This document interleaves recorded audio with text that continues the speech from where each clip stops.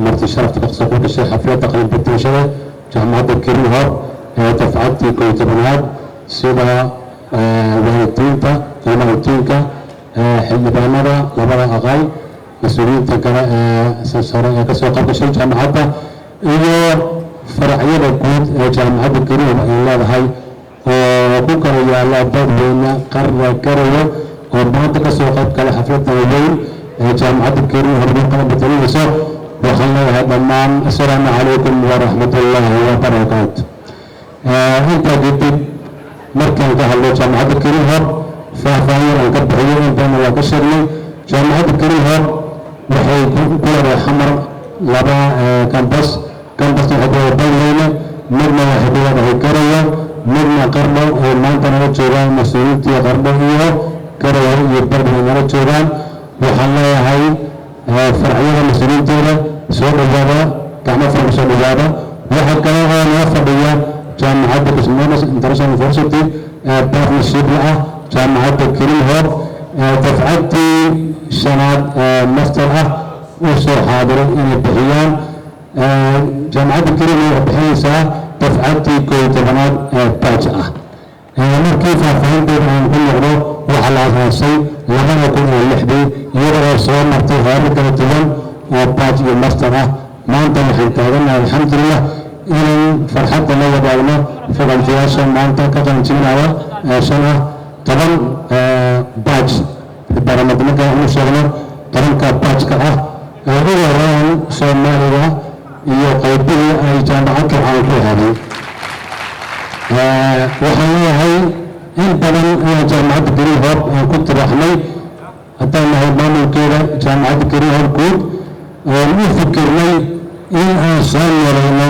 afkii Soomaaliga u dambeysay muddo fog 30 iyo dhowr sano laga joogo shahaado laga qaata in aan maanta la wadaagno farxadda guud waxay noo tahay guul weyn ay noqoto insha allahu waxaan rabnaa inaan ku martiqaadiyo ummadda in batch Soomaaliya oo batchkii ugu horreeyay dalka Soomaaliya wuxuu kadib inaan ummadda bixinay oo markii la bilaabayo ummad badan ay la ahaado dhaanteed laakiin markii dambe ay dhab noqotay ay ka fahmeen wax badan oo la soo koobi karin markii aan ka hadlo xagga dawlad ahaan dawladda sheegaya inta halka fadhida waxay ku dhan yihiin ardadu qaybihii caafimaadka qaybihii siyaasadda qaybihii maamulka qaybihii muwaadiniinta dhabta ah waxaan leeyahay magaca dawladda dad maqashaan waa dal iyo dad iyo xukun ay togsadeen sidaa awgeed ardada waxaan farayaa maanta laga bilaabo in aad tihiin dawladdii guud dawladdu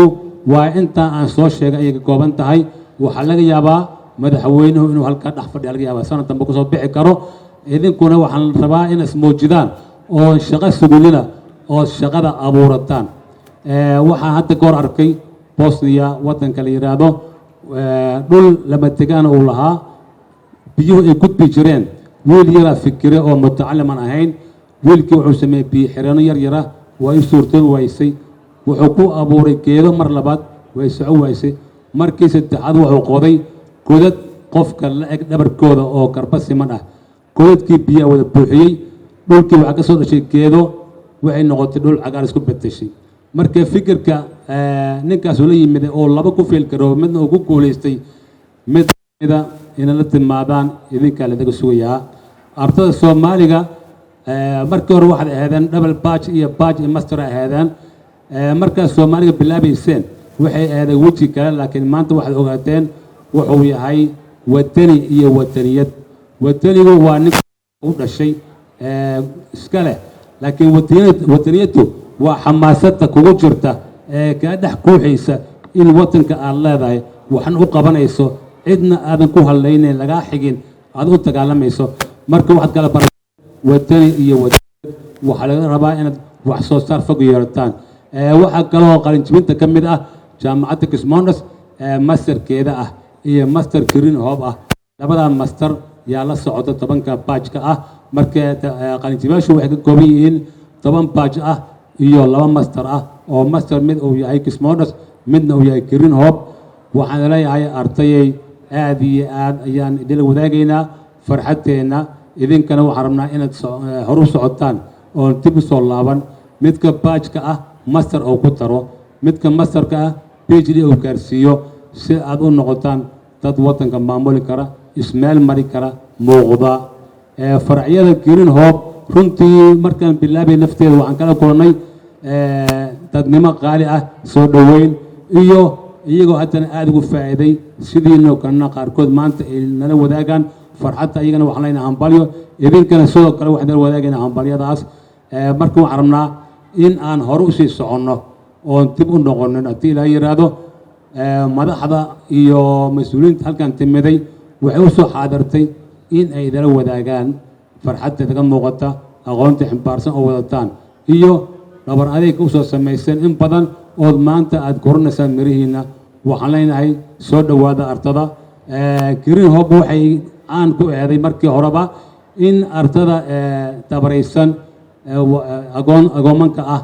ama aan scholarship aan bixi karin inaan karab qabanno hadeerna sidii way u taagan tahay waxay bixi doontaa sanad dugsiyeedka scholarship ay bixi doontaa dadka tabaraysan iska bixi karin u badan agoomanka taasna waxaan leeyahay sidii lagu yaqiinay kan noqon mayna istiil yiraahdo ardada maqan hore u qarin jibiday bahda Green Hope ah waxaan ku salaameynaa halkooda kuwa fadhiyana farxad ayaan ku sagooti doonaa kuwa soo keli doona waxaan ku soo dhaweey doonaa farxad inta la mid ah waxaad leeyahay arday soo dhawaada in badan ayaan idin sugaynay in aad ka qalin jibidaan oo qalin bedelataan maantana shahaadadiina qaadataan waana diyaar haddaad qalin jibidaan oo baxdaanna waad garab taagan haddii ilaahay yiraahdo idinkoo kalsooni buuxda qaba annaguna ugu kalsoonnahay oo aqoonteeda siinay aan ognahay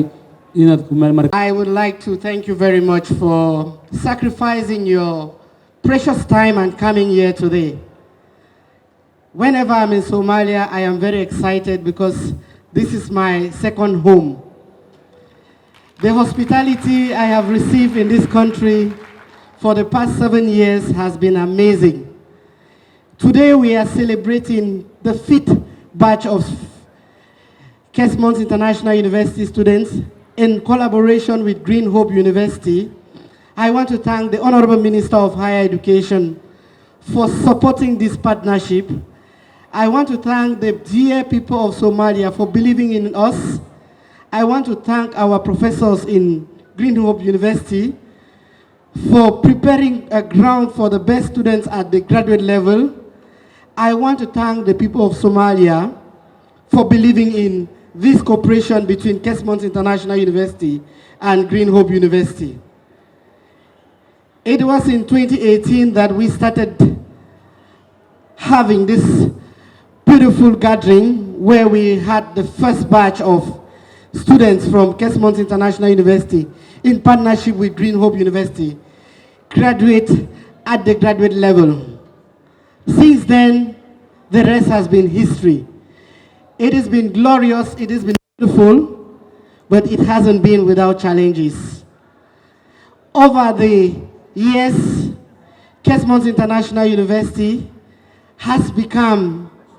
one of the pioneers in the core of education in the continent of Africa. I stand here with all dexterity to tell you that our university tops among the 5 most accredited you would find in this continent. And believe me, I also want to thank the universities in Somalia for collaborating with Kesmont International University by accepting their graduates to come and study with us. Remember in 2018, I said this, we have come to Somalia to support the already existing forces to build a great nation. We have not come to compete with any other university, but we have come to put our ideas together to build great men and women. It is our responsibility to tell the people out there that Somalia is a great country. I come here all the time and I keep telling people what the foreign media says and what I live when I'm here are 2 different things. If you have your brothers out of the country that have not come home, tell them that Atanga from Cameroon has come home and he believes that this is his home and that this place is very comfortable for anyone. Kesmont International University has gained more accreditation in the recent year than any other higher education institution in this continent. We are a member of the Accreditation Council of Independent Schools and Colleges. We are a member of the International Quality Assurance Association in Higher Education. We have been recognized by the Council of Higher Education, the most recognized body in higher education, recognized by the United Nations Education Charter. We are licensed by the Ministry of Higher Education in Cameroon. We are recognized by the Ministry of Education in this great country. I thank you, Honorable Minister, for accepting us and for thoroughly scrutinizing our curriculum to see if it is good for the people of Somalia, and thank you for accepting that we come and collaborate with this great university in this great country. Dear students from Kesmont, dear students from Green Hope University, like I always believe, the best is yet to come. Today is an important day in your life. From today, more challenges will come your way. Graduating from the university is a symbol of you camouflaging from one stage of your life into another. You will become great men and women. Your families will be dependent on you. Those in the School of Engineering, those doing security and intelligence, having the great professor who is my dear colleague. Those in the School of Public Health, those in the School of Medicine. You have been taught by great men and women. You have been exposed to international knowledge and culture. Do not be limited. Do not allow anyone make you think that because you come from Somalia, you cannot challenge the world with your knowledge. One time Abraham Lincoln said, education kills the disease of ignorance, superstition, fear, and poverty. And that knowledge is power. The knowledge you have acquired from the programs you have enrolled with these universities will arm you with power to become independent in your society, to become of great importance and use to this country. Remember that the knowledge if you have acquired, if it cannot help you serve your community, if it cannot help you serve the country, then you didn't acquire good knowledge. Going to school is preparing you to become a great person, helping people solve problems by solving your own personal problems. So today is an important day of your life. Remember, on your journey, people will throw stones at you. And you cannot throw stones on a tree without fruits. It is because you are ripe, so stones have to come on you. So be armed. If a stone hits you, it's because the stone will pluck something great from you and that person will benefit. So I want to thank you very much for sacrificing your time. Honorable ministers that are here present, honorable members of parliament, directors of public and private institutions, religious men and women, our dear students, I pray and I thank you very much that you have decided to make the right choice to study with us. And believe us, we will support your career. We are going to be the liaison between the public and private sector for you. We will assist you bridge the gap between theory and practice. We will support you to become great entrepreneurs. Remember, at Kesmont International University, when you graduate, you remain a student because the university keeps supporting you until you can get a stand in life. We constantly publish jobs in our journal. We constantly publish seminars and international opportunities because we believe that when you prepare a student and they graduate, show them the path to follow. I want to thank you very much for making this great choice. Today, your parents, your sponsors who are here present, I want to thank you very much for the sacrifices you have put on your relatives, on your children, on your brothers and sisters to see them through higher education. Please believe me, you made the right choice. I want you to understand that the knowledge you have acquired from these universities must reflect your personality in society. I want people to believe in you when they see you. When you tell them, my name is Abdi Fattah, I am a graduate of Green Hope, or I am a graduate of Kesmont, people should see knowledge, people should see morality, people should see integrity in you. I want you to become great men that the society will admire and that this country will be respected once you leave for international assignments. Thank you very much for coming. Thank you very much. Long live the cooperation between Kesmont International University and Green Hope University. Long live the Ministry of Education and Culture. Long live Somalia. Thank you very much. أحمد عبد القادر علي بلدها مقعية وحان كسعودة عرضيدا جامعة Green Hope University منهج ككريمنولوجيا ديارسي مقالة كسمايان كسعودة جبلان أرضية جبلان كسعودة جامعة Green Hope من كمية هاي سودا كلا وحاح سود مدن إن هالكان إلى تشوغان أرضية كلا يورا وحاوي أن جبلان كوضع سعودنا وكمية هاي قبل هذا اللوق كسعودة وعافمات كديارسو حاوا يو ولا شيء صفيه ويدنا وحاوي دور كسعودة سودا كلا أرضية كلا جوان وهذا بدن وحاوي الصوماليات وأنا وحصوا وضع براني فرحت بيت هيرنتي إن مانتا هدف كي عن حقيقيو وحا أن شرح أنا طبعا waxaan uga gol leeyahay inaan cadeeyo sida waxbarashadu ay dadka u midayso guud ahaan ummadda Soomaaliyeed iyo sidoo kaleba waxa weeye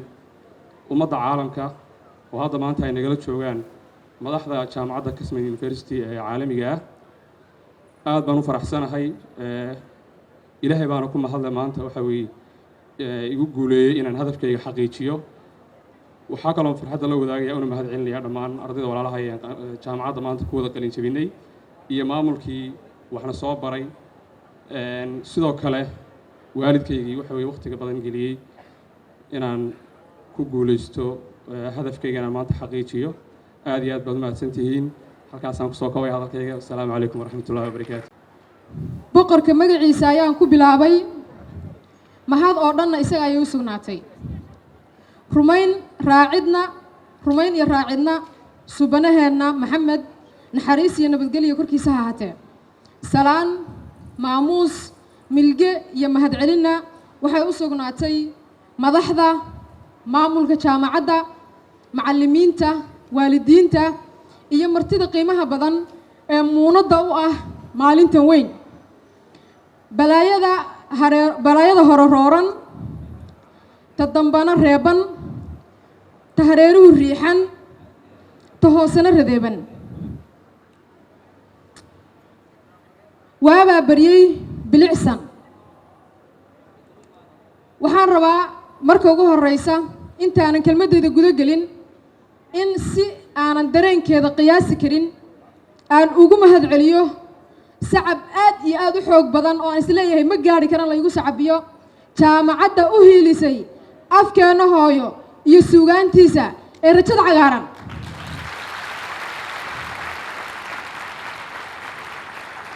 aniga oo ku hadlaya afka ardayda iyo qof kasta oo uu aad iyo aad muhiim ugu arka afka Soomaaliga iyo suugaantiisa waxaan rabnaa inaan cod dheer maamulkayga iyo macallimiintayda jaamacadda rajada cagaaran aan ku nidhaahno waad mahadsantihiin waxaad badbaadiseen jiritaankaygii waxaad badbaadiseen qabkaygii waxaad u hiiliseen taariikhdayadii ayaad u hiiliseen iyo sooyaalkaygii in aad kuliyadda afka Soomaaliga ka hirgelisaan dalkeena Soomaaliya midhihii u horeeyay ka soo go'an aan noqono ilaahay ka sokow mahad celintaasi milgaha sidinka ayaa iskale intaan baal bog iyo buug baranayay ma jirto sida aan ugu bogay oo aan ugu beer qaadmay barashada afkayga hooyo ma jirto saan ugu beer qaadmay barashada afkayga hooyo mooyaane intii aan wax baranayay runtii macna iyo miisaan culus ayay noo leedahay maalintan qiimaha badan iyo maalmihii aanu geedi socodkeeda ku soo jirnay ee aan u joogno maanta gabagabadii marar badan ayaan maqlay qofku marka uu aqoon barto waxa uu ogaadaa in uu ka haraadana aqoonta waxa taas oo kale maanta ka dhigan mar kasta oo aad afkaaga hooyo iyo suugaantiisa aad barato waxaad ogaanaysaa sida aad uga aradan tahay afkeena hooyo ee hodanka ah ee miidda ah ee culus ee aan adduunku haysanin hodanka Ilaahay nagu manaystay afkeenu waa hodan murtidiisuna aad u culus tahay oo miisaan weyn dad badan ayaa nala yaabay haddana nala yaabi doono marka aan niraahno intaas oo sanadood ayaan soo baranaynaa afka Soomaaliga iyo suugaantiisa balse waxaan u sheegaynaa dadka Soomaaliyeed afku in uu ka mid yahay meelaha ugu adag ee ummad laga dhiso ama laga saxo maxaa yeelay dad badani kuma baraarugsana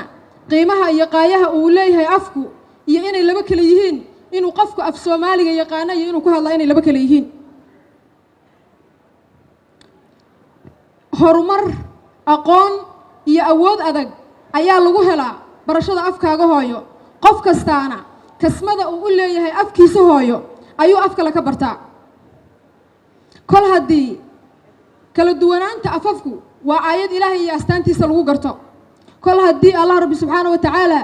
uu afafka kala duwan uu inagu manaystay ama inagu galladay sowdow ma aha in aynu afkeenna iyo barashadiisa ku dadaalno sidii uu sheegay abwaan cali sugule dun carbeed ee ahayd af qalaad aqoontu miya maya waa intuu qofba ka garta intii aan waday diyaarinta buuggayga jaamacadda oo aan diiradda ku saarayay muhiimadda afka iyo mooganaanta dhallinyarada waxa aan soo ogaaday run qadhaadh oo haddii aan qarankayaga iyo dalkayaga iyo dowladdaydu aysan ka gaashaaman qaranjab weyn ku ah ummadda Soomaaliyeed dhibaatadaas oo ah in aysan dhallinyarada Soomaaliyeed u dhug lahayn oo aysan daadanayn oo ay dhayal u arkayaan afka Soomaaligu inuu yahay af dib u dhac ah inuu yahay af ay xataa ay muhiim tahay haddii lagu bedeli karo af Carbeed ama afka Ingiriisiga balse waxaan kaloo soo ogaaday in qofka afkii dhowri lahaa uu dhab u doonayo inuu afku dhinto aniga oo qoraalkaas ka duulaya inteena maanta afka baratay ee madasha fadhida madaxdayada iyo mas'uuliyiinteeda ka joogta dowladda federaalka iyo sidoo kale xeeldheerayaasha afka ee halkan fadhiya iyo dhammaan qof kasta oo muwaadin oo Soomaaliyeed waxa la rabaa inaynu xil weyn iska saarno u hiilinta iyo horumarinta iyo dhowridda iyo hirgelinta afkeena hooyo waxaan si gaar ah uga codsanaynaa anigoo ku hadlaya kuuliyadda afka Soomaaliga sugaantiisa in dowladda federaalka Soomaaliya ama dowladdeenu ay awood ugu hiiliso hirgelinta dib u adeegsiga afka Soomaaliga sugaantiisa mar kale waxaa farxad ayaan iyo aayasan banoo ah in aanu ka mid noqono hormadii ugu horeysay ee burburkii kadib ka baxa afka hooyo saaka aad iyo aad ayaan u faraxsanahay mahadda koowaad ilaahay baa iska leh mahadda ku xigtana waxaa iska leh raggii go'aamiyey inay bilaabaan kuliyada afka Soomaaliga la yiraahdo oo xaggan iskaga duway af Ingiriis baa fiican af Carabi baa fiican ee yiri maya af Soomaali baa fiican afar sano la baranaya waa laga qalan jabinaya shahaada laga qaadanaya qaranka lagu badbaadinaya dastuurka lagu badbaadinaya jiritaanka ummadda Soomaaliyeed ayaa lagu badbaadinaya afka hooyo jaamacadda Greenhope ha loo sacabiyo qof kasta oo inaga mid ah qof kasta oo ummadda Soomaaliyeed ka mid ah qof kasta oo kuwa qalinka wata ka mid ah qof kasta oo dareemaya inuu in yar aqoon leeyahay qof kasta oo Soomaali ah waxaa looga baahan yahay in uu qaato xilkiisa muwaadinnimo oo ay u horeyso inuu barto sooyaalkiisa iyo taariikhdiisa iyo khayraadkiisa iyo hodantinimada afkiisa oo laga yaabo halka magac ama halka eray afka Soomaaligu inuu dhowr iyo 10 ba u qaybsamo sidaas daraadeed dhigashada afkeena dhowrintiisa iyo baadhistiisuba waxay saaran qof kasta oo muwaadin oo Soomaaliyeed intaas hadaan kaga yimaado waxaan rabaa hayaan badan ayaanu soo galnay waxaan rabaa inaan halkan uga mahad celiyo saddex koox inaan uga mahad celiyo ayaan doonaya kooxda ugu horeysa waxa weeye akademiyada goboleedka afka Soomaaliga aga oo iyaduna kaalin wanaagsan oo toos iyo mid dadban ku lahayd inay kuliyaddan maanta ay soo baxdo sidoo kale waxaan u mahad celinayaa akademiyada cilmiga fanka iyo suugaanta oo iyaduna door wanaagsan ku leh haddana ku lahaan doonta haddii la haydmo sidoo kale waxaan u mahad celinayaa mahad aan la ilaawi karin halkana aan rabaa inaan codar kaga ilaahdo waxaan u mahad celinayaa rugta ganacsatada Soomaaliyeed oo garab siiyay qayb ka mid ah dhalinyarada maanta kuliyadda afka Soomaaliga ka soo baxay inay maanta qalin jabiyaan waxaan rabaa in loo sacabiyo rugta ganacsiga Soomaaliyeed annagoo baahanayaan u tagnay oo wax yar u baahan waxay fahmeen markii aan ku niri waxaan nahay burburkii kadib ardaydii ugu horeysay oo qalinka oo ka soo baxda kuliyadda afka Soomaaliga in ay gacan nagu siiyeen wixii aan uga baahnayn isla markaana ay nagu dhiirigeliyeen oo dhahan kuliyad fiican baad ka soo baxdeen halka dadka qaar ay nagu oranayeen ma af baad barateen oo af waa taqaaneen maxaad oo nijmuga qaran bila waliba aad wada hadal badan tahay waa af badan tahay maxaa af Soomaaliga u baranay oo leeyahay af Soomaali aadan aqoon dhiirigelintaas runtii aad ayaan uga mahad celinaya mar kale waxaan rabaa inaan fariintaas meel dheer gaarsiino dawladda Soomaaliyeed qiimaha badan burburka soo martay soo kuftay soo kacday xaalado badan oo waddankayga ku jiro aanu ognahay haddana waxaan rabnaa dowladdeedahay afkayagu hiil buu u baahan yahay sooyaalkayagu hiil buu u baahan yahay waan idin baryaynaa nooga dhiga foolaadka waxaad noo qabanaysaan inaad afka u hiilisaan sidoo kale haddaan dhallinyarada ka soo baxday oo 80 kor u dhaafaya haddaan garab lagu siin oo la dhiirigelin oo hadda qayb ka mid ah aan loo qaadanin inay ka shaqeeyaan shaqooyinka waaweyn ee qaranka ay u qaban karaan iyagoo loo eegayo cilmiga ay soo barteen kuliyaddanba ma soo bixi doonto afka in la dhiirigeliyaa la rabaa sanad kasta dhowr kun oo dhallinyaro ah waxay ka soo baxaan kuliyadaha kale kuliyaddeedu waa inay noqotaa kuliyadda loogu shaqaale qaadashada badan yahay kuliyadda loogu ixtiraamka badan yahay ayada oo laga duulayo ummaddii burburtay oo la rabo in la badbaadiyo annaguna aanu dareensannahay inaanu nahay midhihii u horreeyey ee waddankayga u soo go'ay ugu dambayntii halka waxaa dhexdeenna fadhiya nin cimrigiisa intii ugu badnayd hiilka afka soomaaliga soo geliyey ilaa iyo haddana kor fadhiya inuu afkeenna soomaaliga uu maaragtay oo meel gaarsiiyo dhalinyarada gaarsiiyo dhowr jeerna aan ku soo qaadanay maadooyinkiisa ama maaragtay cilmigiisa buugaagtii isagu uu ka qoray afka soomaaliga iyo naxwaha gaar ahaan naxwaha professor cabdulla cumar mansuur halyeyga tusaalaha runtii noo ah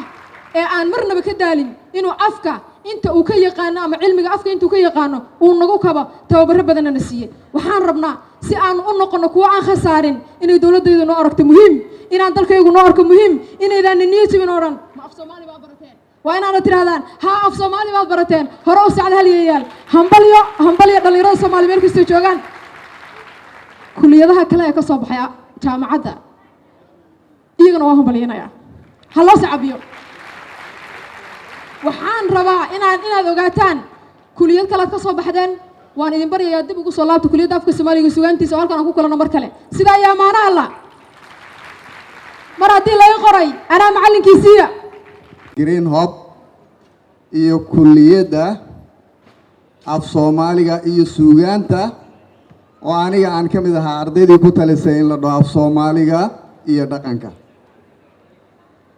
intaas kadib waxaan rabaa inaan salaamo madaxda meesha fadhido uu ka mid yahay guddoomiye cabdi xaashi cabdulaahi sidoo kale professor tuuxow oo macallinkiisii ahaa buugga aan difaacdayna ninkii aan ka difaacday ahaa professor mansuur si gaara in loo maamuuso najmana ay xustayna waa ku faraxsana oo maamuusaya iyo martida kale ee nooga timid dibadda jaamacadda Kesmont waxaan rabaa inaan meeshan ka xuso ayagan u mahad celiyo tiimkii aan isla dhiganaynay kuliyaddan ee online-ka ahayd xaqiiqatan waxaa laga yaabaa marka la dhaho Abuukar Albadri oo tiim weyne ama ay barni dadku wax uun ku xasuustaan kuliyaddii ka soo dhex muuqday inay istiraahdaan intuu ka yimid kuliyaddan shahaadada aan maanta ka qaadanayo nooceedoo kale oo baajka 18 sano ka hor aan qaatay aniga masterkaygana waxaan sameeyey 6 sano ka hor laakiin af soomaaliga labadaas aan sameeyey wuu iiga muhiimsanaa af soomaaliga wuu iiga muhiimsanaa dhaqanka wuu iiga muhiimsanaa mar walbana bulshada haddii jiritaankeeda in la ilaaliyo la sugo la doonaayo waa in la horumariyo afkeeda iyo dhaqankeeda bulsho haddii ay beesho afka iyo dhaqanka ma jiri karto soomaalida maanta waxaan ku jirno dhibaato badan oo aan soo marnay kadib waa afkeennii iyo dhaqankeennii oo aan weli ilaashanno tan markaan intaas kaga soo gudbo jaamacadda kuliyaddeeda intaan la furin waxaa la furay kuliyad kale oo jaamacadda jigjiga oo macadka af soomaaliga iyo suugaantaasna laga furay ardayda aan hadda jaamacaddan iskala baxnay waxaan codsannay in kuliyaddaasna lagu daro codsiyaan gudbinay wadahadalaan galnay dadaan u dirnay jigjiga qiimayntii ayadoo noo socoto ayaa waxaa bilowday coronavirus waxa la yidhaahdo adduunyadii kala xiray kadibna ayadoo kala xirnaanshihii jira ayaa muqdisho lagaga dhawaaqay in la furay kuliyaddan markaas waxay naga fududaysay codsigii ahaa inaan jigjigo wax ku baranno wuxuu dhalay inaan muqdisho wax ku baranno marka waa u mahad celinayaa marka dadkii go-aankaas qaatay naga fududeeyey wax badan oo markaas aan naga fududaan lahayn sababtoo ah jigjigo markaad aadayso waxaa lagula dhaqmaa qof ajnabi oo dal kala yimid marka laga reebo maamulka dowladda guud ee Ethiopia annaga muwaadiniinka ma ahayn inteennada intaas markaan ka soo gudbo aniga buuggeyga waxaan ku qoray wax la yiraahdo tiirarka dhaqanka jaamacaddana buugga way haysaa waxaana soo jeediyey in kulliyadda naftirkeedii af soomaaliga iyo dhaqanka la dhaho sababtoo dhaqanka ka weyn suugaanta suugaantu wiil yar oo ay awow u tahay ama awow u yahay dhaqanka waaye dhaqanka tiirarkiisa waxaa ka mid a diinta qof walba diintiisaa dhaqan u ah qofkaan diinta dhaqan u ahayn dhaqan ma leh waxaa dhaqan noo ah xeerarka aan degsanay oo bulshadeenna dowlad iyo dowlad la-aan bay isku dhaqdo waxaa dhaqan noo ah oo tiir kale ah caadooyinkeenna oo dhammaan soomaalida meel kasta ay degto caadooyin aan leenahay waxaa tiir kale noo ah sancada wax la yidhaahdo oo miyiga markaan joogno dhammaan agabka waxaan ka samaysan jirnay dhirta cawska cawda haragga dhoobada dhagaxa mayraxda iyo wixii la mid ah marka waxaasaan wax ka sancaysan jirnay waa tiir kale farshaxanka waa tiir kale oo ka mid a dhaqankeenna kan ugu dambeeya oo suugaanta ay hoos tagtana waa maaweelada marka inaan dhaqankii iyo suugaantii laisku qasbin waa jeclahay waxaan rabaa inaan kusoo gebagabeeyo meeshaan ka sheego 10 qof oo aan kulliyadda ku bilownay 5 qof aan ku dhammaynay waxaan rabaa inaan halkan ka sheego una mahadceliyo aw cabdiqani xasan oo ka mid ahaa ardayda online ku dhigatay intuusan kulliyadda ku soo biirin buugaagtii uu qoray ayaa jaamacadda Gothenburg ee Sweden qaybteeda af Soomaaliga lagu dhigaa marka in asoo horey loo dhigaa wixii uu qoray uu hadda helo meel uu wixiisi ugu helo shahaado way na dhiirigelinaysaa maxamed axmed xasan gentleman oo macallin af Soomaaliga ka dhigay Sweden ayaa ku jiray qoraa cabdifataax saciid abubakar baana caymoon ninkii qoray buugga abtiriska af Soomaaliga cali khayr maxamed nuur marka dhammaanteen intaanan kulliyadda lagu soo biirin dad wax qorqori jiraan ahayn laakiin hadda wixii aan qori jirnay aana loo toosiyey dhammaan waa idin salaamayaa si gaarana waxaan u salaamayaa agaasimaha golaha murtida iyo madaalada oo laga bedelay magacii wakaaladda murtida iyo wacyigelinta qaranka saaxiibkay guure iyo inta kale oo meesha fadhida aad u mahadsantihiin ustaad mustafna sidoo kale waa salaamaya waxaan si gaar ah u salaamayaa guddoomiyaha aqalka sare guddoomiye cabdi xaashi iyo xildhibaanada labada gole sidoo kale waxaan salaamayaa waalidiinta ka soo qayb gashay ilmaha farxaddooda maanta qalin jebinta waxaan salaamayaa jaamacadda bahwadaagta la jaamacadda Green Hope madaxda ka socota maamulka jaamacadda Green Hope iyo dhammaan dadka kala duwan ee meeshan isugu yimid maanta marka laga hadlayo jaamacadda Green Hope maamulkeeda ayaa ka hadlay muhiimadii weyneed oo la xiriirtay jaamacadda iyo ahmiyadaheedii maanta jaamacadda ardayda guud ahaan ka qalin jebinaysaa waa 432 arday 378 kamidoo waxay ka qalin jebinayaan darajada koobaad jaamacadda darajadeeda koobaad 54 kamiduna waxay ka qalin jebinayaan darajada labaad marka la fiiriyo kulay darajada koobaad darajada labaad mudane Atanga ayaa ka hadlay professor Atanga jaamacadda Green Hope 378 arday oo ka qalin jebinaysaa waxay ka qalin jebinayaan 12 takhasus oo kala duwan takhasusyadaas waxaa ka mid ah takhasuska la yiraahdo criminology and security studies oo culumta dambiyada iyo amniga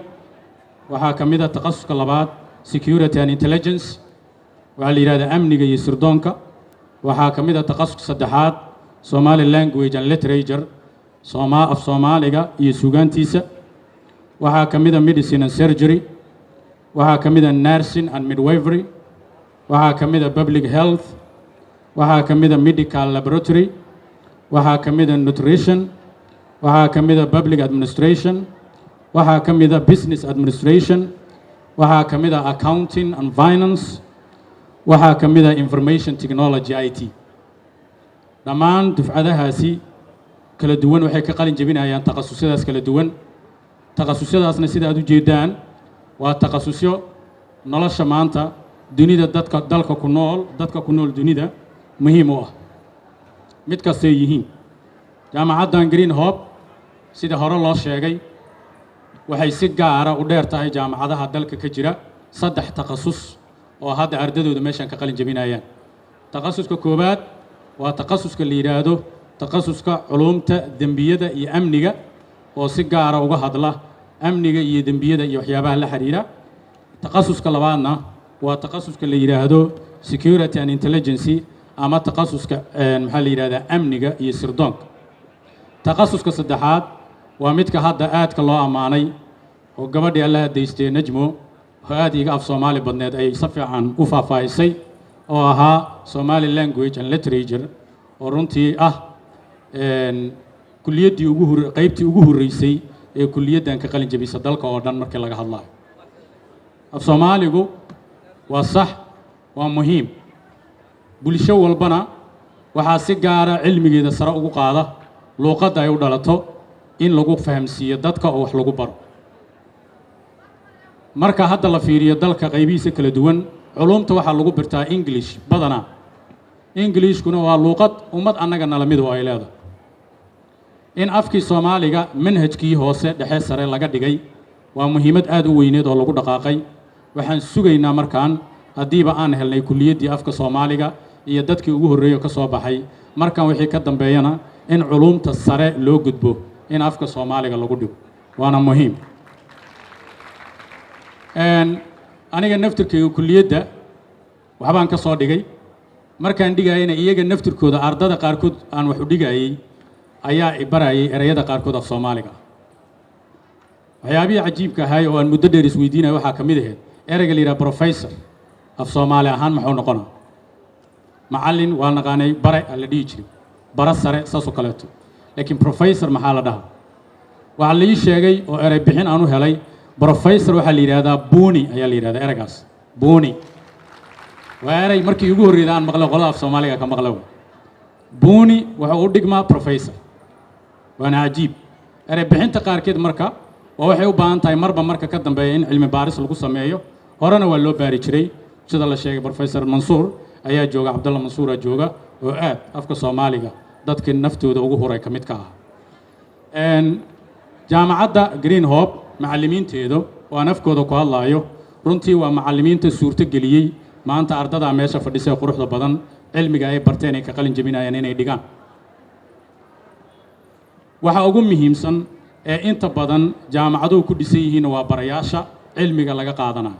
inkastoo maamulku oo midka muhiimka ah waxyaabaha loo baahan yahay waxaa ka mid ah marka in cilmiga la bartay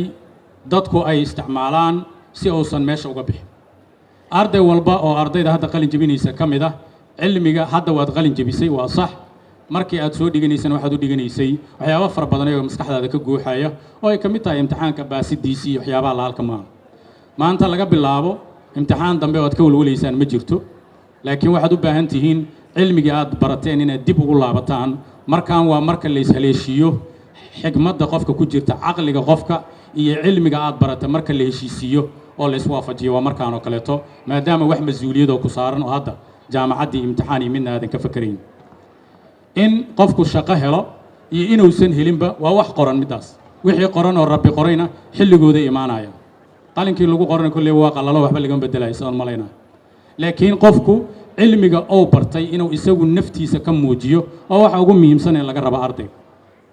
cilmiga waa inuu ka muuqdaa akhlaaqdaada waa inuu ka muuqdaa fahamkaaga waa inuu ka muuqdaa xurmadaada iyo xushmadaada waa inuu ka muuqdaa la dhaqanka dadka waa inuu ka muuqdaa hogaansanaanta aad hoggaansan tahay si gaara khaasatan inaad u hoggaansan tahay ilaalinta nidaamka dawliga iyo midka dadka ka dhaxeeya intaba inaad si gaara u ilaaliso waa waxa ugu badan ee la rabo inuu cilmigu ka muuqdo muhiimadda ugu weyn ee qofka wax u bartaa waxay tahay naftiisa inuu miisaan u yeelo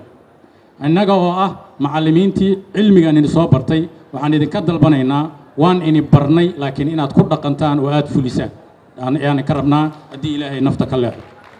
sidoo kaleeto waxaan kula dardaarmayaa ardayda walwalka ah qofku shaqo ma helaa mase ma helaayo in meel la iska dhigo wixii qoranaya maa doona inaad qof u shaqaysana keliya maaha fikirkee adiga naftirkaagu inaad shaqo dalbato ood shaqo samaysan karto ayaa muhiima ood khibrad iyo fikrad la timaad waxyaabaha lagu barana way ka mid tahay qaabka qofku maskaxdiisa u maalo oo maskax tuujin oo u sameeyo kadibna wax uga soo saaro waxyaabaha muhiimka ee la rabo waa intaas jaamacadda Green Hope runtii maamulkeeda waxaan rabaa si gaar ah inaan ugu mahad celiyo maxaa yeelay waxay jaamacadaha kale nooga duween haddaan nahay macallimiinta waxay mar walba nagu tijaabiyaan waddo cusub oo aan hore loo marin inaan marno ayay nagu tijaabiyeen muddo sanadaha ka hor waxay nagu tijaabiyeen in aan dhigno cilmi aan Soomaaliya oo dhan laga dhigin taariikhda inta jirtay Soomaaliya waxbarashada oo ahaa cilmigii criminology-ga iyo security-ga cilmigii sirdoonka iyo amniga oo aanan hore loo soo arag ayay nagu tijaabiyeen markuu guuleystayna hadda waxay bilaabeen haddana in lagu tijaabiyo afka Soomaaliga oo haddana noqday mid suurto galay haddana shaqooyinka kale ee jaamacadaha la midka ah intaas ay dheer yihiin maamulka runtii aad baan rabaa inaan ugu mahad celiyo ardadana waxaan rabaa inaan inii hambaliyeeyo oo aan hambaliyo inay yiraahdo ilaahay ha idin barakeeyo cilmiga aad barateen ilaahay ha idin kulmiyo caqligiina iyo cilmiga aad barateen labada ilaahay ha idin kulmiyo aad iyo aad u mahadsantihiin martidana waad sharfantihiin aad iyo aad u mahadsantihiin assalaamu calaykum waraxmatullaah bismillaah assalaamu calaykum waraxmatullaahi wabarakaatuh anu hadalkayga ma badna dad badanaa iga dambeeyaan u malaynaya marka haddaan aan soo koobo marka hore hambalya ayaan leeyahay ardayda dhammaan guud ahaan kuwa ka qalin jabiyey jaamacadda Green Hope gaar ahaanna waxaan aad iyo aad u hambalyaynayaa qaybta maaragtay daraasaadka af Soomaaliga iyo suugaantiisa qalin jabiyey si gaar ah ayaan maaragtay ugu hambalyaynayaa sidaa oo kale jaamacadda Green Hope iyadana aad iyo aadaan ugu hambalyaynaya dadaalka ay gelisay dadaalka ay waddo jaamacaddaas gaar ahaan Green Hope waxay la timid laba arrimood aan yiraahdo oo ku dayasho leh oo aanan ku arkin jaamacadaha kale kow waxay tahay waa tii hore maaragtay loo sheegay in daraasaadka af Soomaaliga ay xoogga ay saartay oo maaragtay arday ka qalin jabisay horteena taagan waa wax aad iyo aad maaragtay ugu badan loogu riyaaqo waan u hambalyaynayaa midda labaad waxaan u malaynayaa ani markii ugu horeysa aan arko labiska la siiyey ardayda ka qalin jabisay daraasaadka af Soomaaliga maxaan ku idhaahdaa labiska la siiyey waa midka hidaha iyo dhaqanka u dhow la xiriira tan waxay i xasuusisay labadan go 48 sanaan u malaynayaa markii aan ka qalin jabiyey jaamacadda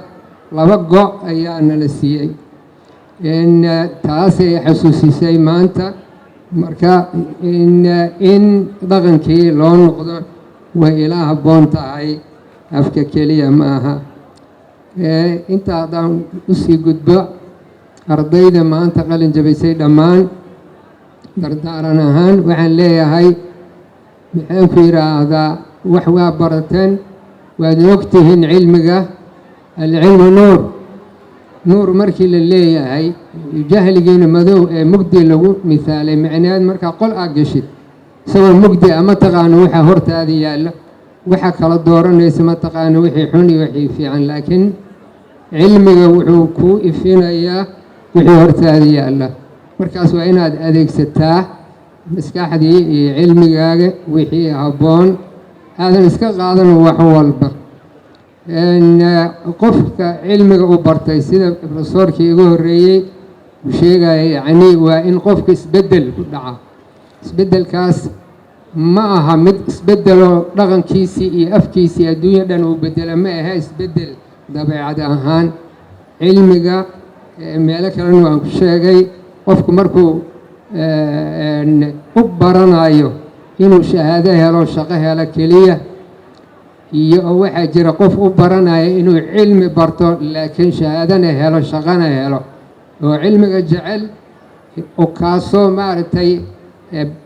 isbeddel ku samaynayo qofka dabeecadiisa laakiin kan shahaadada qaadanayo waa mid xifdinayo mar uun maaragtay shahaadada qaado waa maaragtay isbeddel ma sameeyo midka isbeddelka sameeya marka waa kan wax u taraya naftiisii dalkiisii dadkiisii wax u taraya sida ardaygii la sheegayay oo maaragtay waxa uu sameeyey maaragtay biyo xireenka waa qof isbeddel ku dhacay marka inta badan waxaan aragnaa inta badan yaana dhihin soomaali badan wax soo baratay oo weli maskaxdii sidii ay tahay marka ani mar walba waxaan ku mitaalaa kuwaas waxay la mid yihiin laba loox marka la isku dhajiyo midna midka kale ma saameeyo laakiin dhibic oo maaragtay caanaha haddii lagu dhibciyo bakeeri biyo ku jiro dhibicdaas isbeddel ayay u keenaysaa marka aqoontana sidaas oo kale ayaa la rabaa qofka inay beddesho marka aad qaadanaysa dhaqanno ama culuun aad qaadanaysa waa inaad shaqshaqdaa oo maaragtay ka saartaa wixii hun wixii fiican qaadataa taa waxay ugu gon leeyahay waxay tahay dhaqan ahaan waxaan aragnaa dhallinyarada in iyagoo wax soo bartay ayaa haddana isla markii waxaan aragnaa dhaqanna oo dibadda nooga yimid oo aan maaragtay micnahooda aana fahamsanayn ay iska qaadanayaan tusaale labiska sida laga warqaba wuxuu astaan u yahay qofka waxa uu yahay hawshiisii ama sida uu fikirayo waxay ahaatay inta badan qofka dhakhtarka ah khamiis gaar uu qaata askariga mid gaar uu qaata lagu aqoonsado maxaan ku yidhaahdaa ninka maxaan ku yidhaahdaa ugaaska ama garaadka wuxuu qaataa camaamad koofiyad baakoorad ninka xildhibaankana waxa uu qaataa jaaka iyo garabaati nin walba waxaa lagu aqoonsadaa wax maaragtay marka waxaan aragnaa arday meelo kalena waan ku sheegay waan ku celcelinayaa ama arday aana dhihin dhallinyarada oo wax baratayba ha ahaatee sarwaal ciriiri ah oo maaragtay gaaban oo markuu saas u fororsado matantigii ama la arkaayo cawradiisa la arkaayo markuu masaajid ku tukanayana qofkii gadaashiisa jooga maaragtay waxaa cawradiisa bannaanka taalla ma ogtihiin halkee laga keenay dhaqankan aqoonta aad baratay waa inay noqotaa mid maaragtay maxaa reer galbeedku waxay yidhahdaan waay waa inaad barataa haddaad cilmi baranayso baashaa waxaa laga keenay maraykanka waxaa la yidhaahdaa dowlad ka mid ah walaayaadka mid ka mid ah ayaa maxaabiis ama xabsi ku yaalla oo dhallinyaro meelo kala duwan ka yimaadeen ayaa xabsigii waxaa ku jira maaragtay kuwo laga roonayaal ah sidaad ka warqabtaan reer galbeedka waxaa ku badanaya maalin walba laga roone waa fahmaysaan aan u malayna laga roone haddii aada rabtaanna waxaa leeyahay ninka maaragtay khaniiskaba aan niraahno marka kuwa khaniisiinta ah sida ay loo ugaarsado waxay dadku ugu baaqayaan sarwaalkaas oo futada bannaanka laga arkaayo uu leeyahay aniga waxaan ahay laga roone ayaan ahay ayuu saa u yari hadduu yidhaahdo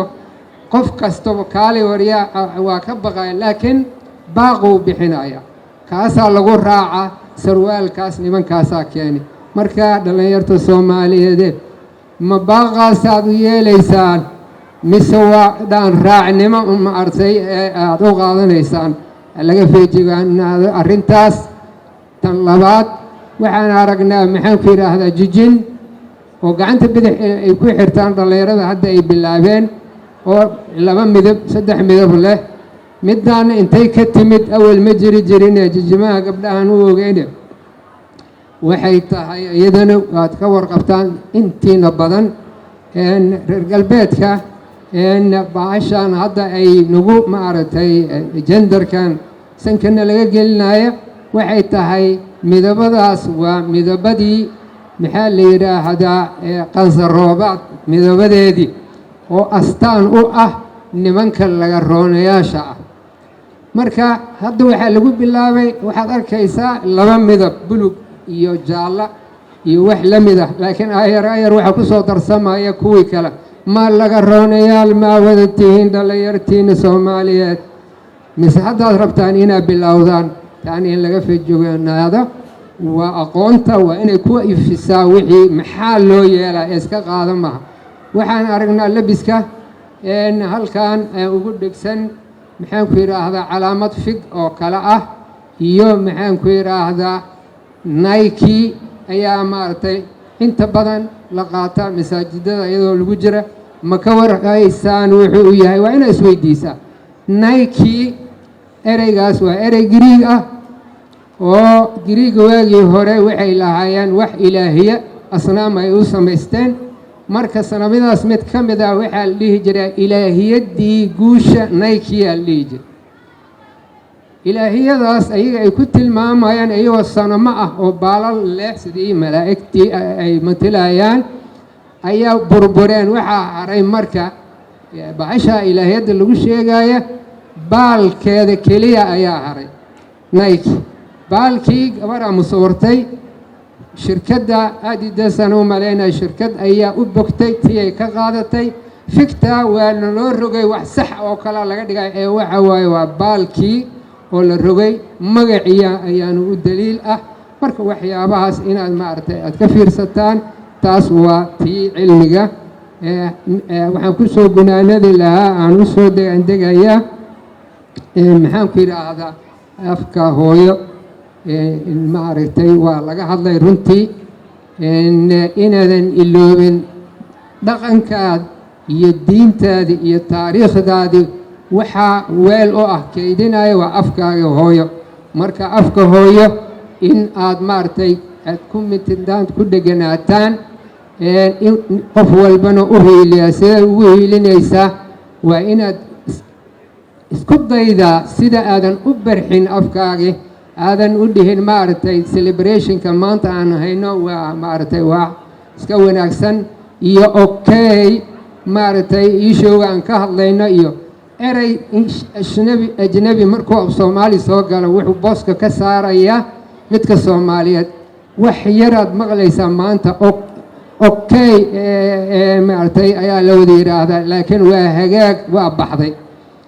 marka sidaa oo kale ereyo badan ayaa sidaa ay maaragtay u barakaceen waxa barakiciyay afka marka ha la isku dayo inaadan maaragtay ku barxin ereygii aan Soomaali ku jirin hada television hada tiraa program hada tiraa chemistry hada tiraa yani taa waa Soomaali looma hayo laakiin erey Soomaali aad heli karto ayaa waxay leedahay lambarka lambar 1 waxa noqday 1 ma Soomaali laga waayay marka koowaad ama tirsigii koowaad waxaad arkaysaa bajaajyada A iyo B ma Soomaaliga la qoray aaway A iyo B maxaa noo diiday inaan niraahno marka aan tire iyo isku darayna xarafna waxaan leenahay ma aragtay A 15 markaasna aaway aniga iyo taksiilo waxaan isku qabsanaa war A 15 ma rabtaa mise A 15 labada ama Ingiriis ma ku hadalna ama Soomaali aan ku hadalna marka Ingiriis iyo Soomaali jacbur ah jacburkaasna waa waxa afka luminaya waxaan maqlaayay CBB ma la yiraahdaa CBB Ingiriis aa loo sheegay CBB maxay tahay cayayaanka baraha bulshada marka aaway sidii iyo BBdii aaway nimayahu marka afkaan aan maartay aan u hiilano waan rabo inaan ku dheeraado mana ugu talagalin xukuumadda waxaan ka dalbaynaa aan ka codsanaynaa in ay gacan nagu siiyaan maxaan ku yiraahdaa ololaha dib u adeegsiga farta af Soomaaliga haddayna dawlad gacan na siinin wax soconaya ma jiraan marka waa la isu baahan yahay dawladda iyo dadkii wax bartay insha Allah wabillahi tawfiiq wasalaamu calaykum waraxmatullaahi wabarakaatuh dhammaan martida sharafta leh ugu horeeyo gudoomiyaha aqalka sare iyo qof walba iyo maqaamkiisa waxaan ku salaamayaa salaanta islaamka salaan kadib anigoo ku hadlayo magaca guddiga qaranka shaqaalaha rayidka gaar ahaan gudoomiyahayga oo maanta inaga mashquulay gudoomiye xasan abshirow waxaan idinku hambaliyeynaynaa dhammaan qalinjabiyaasha waxaanu leenahay hambaliyo maanta waxaad gaarteen guul aad in badan sugayseen waxaa sharafi iyo hambaliyo idinku filan inaad ilaahay subxaanahu wa tacaala darajaadkiina ka kor yeelay darajaadka mu'miniinta yarfac illaahu aladiina aamanuu minkum waaladiina cuutuu lcilma darajaat waxaa sidoo kale idinku filan mahadnaqi hambalyo waxaa idinku filan intuu alla idin siiyey ومرقاتدينا كدغي أما بربردغي مرقاتدي سيو مرقاتدي ملائكته شهد الله أنه لا إله إلا هو والملائكة وأولو العلم قائما بالقسط وحاكلوهم بليد كفلا إن نبينا عليه الصلاة والسلام وحي اللي يري ويديسو ربك هكو زيادة ملك لما دهن العقل لما دهن وحكلا لما دهن نبيك وحي اللي وقل ربي زدني علما مركا وحان إذن لنا هاي حنبليو يان إذن لنا وحي أهد أري باجري وما أراه الأورنجري قوري قدقو قلنك قادا الأورنجري أنا قلوا وحا الله يمانتو ما دام وحبرتين قلنك كشقيسيو قرنك وقوة ديغا إن شاء الله تعالى دمان حنبليو maanta waa maalin aada nagu weyn oo farxadeed oo aan u istaagsannahay maanta aan u astaynay ardaydan Soomaaliyeed ka qalin jebinaysay jaamacadda Green Hope dufcadii 11aad sida aan rajaynayo haddana farxad kale hoos laga xariiqa ah in maanta jaamacadda ardayda qalin jebinaysana ay ku jirto sida maqaalkaygu ah afka Soomaaliga marka ahmiyadda guud inaan siino maanta luqadeena Soomaaliga ayaan maanta meeshaan inaan ku tashriixno ay muhiim noo tahay waxaan u hambaleynaynaa ugu horeyn ardayda maanta qalin jebinayso oo difacooyinka kala duwan ama takhasusaadka kala duwan oo maanta meeshaan u fadhiso xafladan waxaan leenahay hambalyo kelmadii kaga aadaneed oo munaasab ku ahayd Ustaad Cali aan yiraahday qur rabbi zidni cilman wa rasuulka calayhi salaam ayaa lagu yiri anaga ka maamul gobol banaadir ahaan farxad ay noo tahay inaan maanta goojooga idin la ahaano farxadan aan la qaybsano hambaliyada ardayda Soomaaliyeed oo ka qalin jebinayso jaamacadda Green Hope haddaan dib u milicsado jaamacadda Green Hope waa jaamacadihii dalka ka taabagelisay burburkii kadib waxaan u istaagay al-Ustaad Professor Tooxow oo aniga si fiican aan u garanayo oo magaalada Muqdishona ka tilmaaman dadka oo la mulaaxadeeyay oo Soomaalida ah oo maxaa la yiraahdaa hal doorka munaasabku ah ayuu ka mid ahaa burburkii dadkii u istaagay ayuu ka mid ahaa inuu dalka nashaadkii cilmiga uu dib u soo celiyo iyo macallimiintii la dadaashay ardayda inay soo baxaan kula dadaashay oo maxaa la yiraahdaa bartay culumta kala duwan dalkeena waxa dhisi kara waxay tahay waa tacliinta asaasiga ah dadka in wax la baro dowladnimada sida muuqatana waa laba shay waa ricaayada ay kow ka tahay tacliinta dalkeena waxaa la yiraahdaa dowladnimada waa laba shay waa alximaaya والرعاية حماية ومحل هذا تن عيدن كين الصوماليات وكإلالية حدودها إن إلالية شرف كالصوماليات جود أهان قفل بمواطن ميول بوجوجو إن عيدن كالصوماليات كإلاليان شرف كيسا يوم محل هذا مواطنين ديسا سيدا باسبور كيسا إن إلاليان رعاية الدولة دلغير وحاواي إن أي فلسو وحيالها قفك أساسي نولشا وحكمده تعلينته واتي الله سبحانه وتعالى يري قل هل يستوي الذين يعلمون والذين لا يعلمون ما سمنا قفا وحبرنين قفا وحبرتين محايلي محالي هذا علمك الدنيا ده مركي سيدنا علي الويدي ليري العلم والمال أيهما أفضل خلاصته كسوك وحيد العلم أفضل لأنه العلم علمك ومتك أديك كواردينايو مالكنا كان أديك كارو إن دوردي سدواي العلم وعكوية لا شرف وعكوها يا وضد التوصن الدولة مدى ينولش ماشي قرحان إيكا جرتو ومتك كود بينايو إن آخرات كوجولي ستيت أو ميزان كاجي أكو كوتيت أخوانتا مركا تعليمتا وحي مهم قلت هاي دولة مدى الصومالية قوتك الصوماليات إني بربارسو محالي هذا أو استاديسو اللي إني مقام كان ما أنت هذا أن تاجنها إلا سوق جارو تاسع أي شرفنا قلت هاي هذان قول كبنادر النهاينا هرأي أنا ندير قليني أفكا الصومالية إن قدوميها قولك واتي وريتو كوسو صاري إن ملاها جناعسجة لا استعمال أفكا الصومالية برر كان لو قرا جبيهانا حافظة قول كبنادرنا لو قرا ورقده هذا أفكا الصومالية taasna anaga waa noo dhaqan gashay waxaan deyn doonaa guud ahaan organisationada Soomaaliga sida dawladaha hay'adaha iyo maxaa la yiraahdaa hay'adaha kala duwan midka dawliga iyo midkaan dawliga ahaynba in la taabgeliyo afkaas ahmiyad ayuu noo leeyahay maxaa yeelay ahmiyad guud haddaan siino afkeena Soomaaliga waxaan ku tilaabsan doonaa insha Allah afka labaad afka koowaad ee adduunyada inuu noqon doono af soomaaliga insha allah aan ku dadaalno sharaf ayay noo tahay kasoo qaybgalkiina insha allah waana mahadsantiin assalaamu calaykum waraxmat ullaahi wabarakaatuh wasiirada madaxda kaleeto maamulka jaamacadda Green Hope Cosmos University ardayda qalin jebisay saxaafadda dhammaantiin insha allah waxaan ku salaamayaa salaanta islaamka waxaa mahad weyni ah isku soo dareemayna baan u malaynayaa anu waxaan ka yimi 1500 kilomitir meelahaas ayaan diyaarad soo raacay waxay ii fududeeyay baan u malaynayaa Mustafa iyo Green Hope inaan ka qayb galo xafladan aad bay nasiib weyn igu tahay wax bayna ayaan dareemayaa maalintii ugu dambeysay halkan u malayn maayo idinku waa iska joogtaan meeshaane aniga maalintii ugu dambeysay halkan waxay ahayd 1989 bay ahayd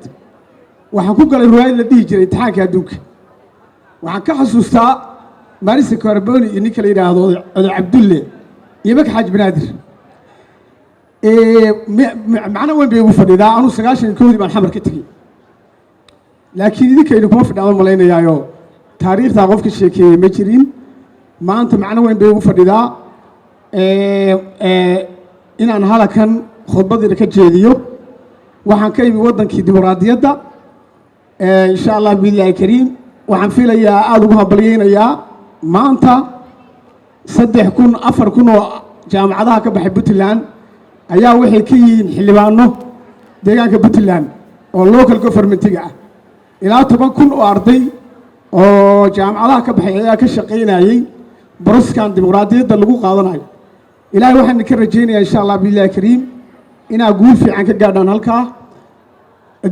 Green Hope waxay joogtaa Puntland bay timi waxaan ku hadlayaa magaca Puntland dhammaan madaxda Puntland maamul madaxweyne shacab waxaan idinka wadaa salaan waana inii tahnideynayaa ustaad Mustafa iyo tiimkiisa aad baan ugu tahnideynaynaa meeshii ay keeneen qardho waa meel 1500 kilomitir Green Hope joogta marka idinka weyn soo dhaaftay khayrka insha allah binaanka halkaas uu marayaa ilaahay waxaan ka rajeynayaa cilmiga aad barateen waalidiintii insha allah biillaahi kariim kharajkeena ka bixinayay maanta meeshaan nabadgelyada aad ku joogtaan insha allah biillaahi kariim kama soo hadho qofka ardayga ah qalinjebinta kama soo hadho ardayga xafladiisa qalinjebinta kama soo hadho waxaan aad u dareemayaa mid kale raggan ka mid ah gudoomiyaha jaamacadda isaguna nugaal inuu ku jiraan u malaynaya qalinjebinta ardayda ka mid yahay insha allah biillaahi kariim marka aad baan nii salaamayaa dhammaantiin farxad inaad macnaha maanta kale waa maalin farxad leh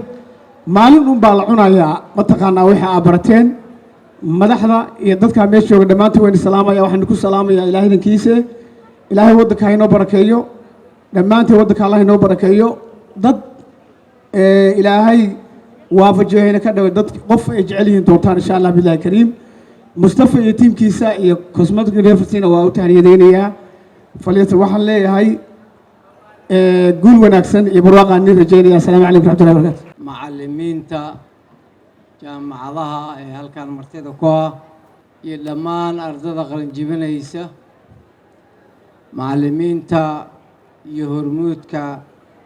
jaamacadda Green Hope Professor Xuseen محمد حسين توحو فارح صاحبكي أديركي مصطفى معلن عبد الله لمانتين واندين سلامة يا كلي وحا ليهاي أنا كو هادلايا سيدو اللي قاعد صدي مقع على وضع أقل قدوميها يا كو هادلي دونو isaga ayaa guud ahaan labada aqal waxaa la isku yiraahdaa baarlamaanka federaalka la isku yiraahdaa madaxweynahayna gudoomiyahayna ayaa fadhiya isaga ayaa ku hadli doona magaca baarlamaanka laakiin aniga kayga shakhsiyan daahir jeeso ahaan waxaan leeyahay hambalyo ardada Soomaaliyeed ee maanta ka qalin bedelinayso labada qayb مصر iyo bachelor runtii waxaa farxad weyn ah kulliyadda af Soomaaliga ee lagu soo kordhiyay iyo dhalinyaradii ugu horeysay ee ka qalin jebinaysa ayaa ah wax loo hambalyeeyo si gaar ah waan ugu hambalyeynayaa runtii way ku dhiiradeen runtii jaamacadda dhallinyaradaas ayada ee af soomaaliga barti sida soomaalida fule xantiisa ma moogo waxaan aragnay dhallinyaro badan oo jaamacada ka qalin jabiya haddana af soomaaliga aan saxi karin maanta waa farxad in af soomaaligii sidaad arkayseen nin master degree ah ayaa maanta baaj ka qaadanaya af soomaaligeen marka waxbarashada weyn iyo yaraan ma laha waa in la bartaa waa in laga wada qalin jabiyaa waa in afkeena la xaqiijiyaa sababtoo ah qofaan afkiisa qori karin aqoon ma leh waa inaad qortaa afkaaga waa inaad ku hadli kartaa mar haddii lagaaga turjumo luuqadda adiga taala ah ee lagu yidhaahdo sidaan xarafkan saamu u qormaayo waxaa waaye waa meesha aqoontii kaloo la sheeganayo ma jiri doonto marka waxaan leeyahay waxaa weeye guud ahaan dhallinyarada qalin jabinaysa maanta waalidiintooda iyo muxuu ahaay iyo soo waxbaray iyo macallimiintii soo waxbarayba waa u hambalyeynayaa waxbarashada lagama duqoobo waxaan idinkula talinayaa tala ahaan in waxbarashada la sii wado shaqo abuur la sameeyo dalkeenna waad ogtihiin dal burburka soo baxay waaye shaqo badan ma jirto sanadka waxaa laga yaabaa 10 kun ku dhowaad inay jaamacado ka soo qalin jabiyaan marka waxaa loo baahan yahay marka 10kaas kun shaqo ma wada heli karaan waa inaad idinka samaysiin shaqo abuur sidaad xirfadda aad barateen intaad gruub u sarhaasatiin aad shaqo abuur samaysaan ood waddankii wax ku soo kordhisaan oo aadna muxuu ahaay cilmiga aan guryaha lala fadhiisan insha allah waalidiintana ha loo roonaado waalidiintii intaas dugsiga hoose ilaa iyo dugsi sare ilaa jaamacadad ka qalin jabis kusoo daba taagnaa xaquuqda koowaad bay kuugu leeyihiin waa inaad muxuu ahaay aad baaryaal u noqotiin dadkii wax idiin soo bari ama ha noqdo macallinkiinni ama ha noqdo waalidiintiinni muxuu ahaay dhinac walba ha noqoto iyo qof kasta oo maalin kuu gargaaray adoo waxbarasho ku jira waa inaad garabka u laalaalisid oo aad ogaataa inaad abaal uu kuugu leeyahay insha allahu baynlahi kariim aniga intaas aan leeyahay iyo hambalyadayda guud ahaan waa idii hambalyaynaya milyan jeer ayuu mahadsan yahay daahir amiin jeesow xildhibaanada golaha baarlamaanka waxaan halkan ka salaamayaa ugu horeyn gudoomiyaha aqalka sare cabdi xaashi cabdulaahi oo ah astaan qaran waxaa kaloo halkan ka salaamayaa brofesor tooxow brofesor cabdulla mansuur oo waqti fara badan geliyey af soomaaliga iyo naxwihiisa dhammaan asaatidadii iyo macallimiintii soo diyaariyey ardaydan quruxda badan ee maanta ka qalin jabinaysa jaamacadda Green Hope University aniga waxaa ay leedahay goobtani dareen gooniya waxa ay ugu dambeysay halkan 1989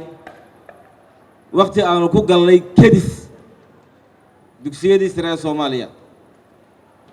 maalintaa waxa ay xigtay maanta waxaan u maleynayaa waa dhowr iyo 3 sanadood marka dareen gaar ah ayaa ii leedahay farxad ayaa ii leedahay in tiyaatarkii qaranka Soomaaliyeed uu dib u soo laabtay in lagu qabanayo xaflado kala duwan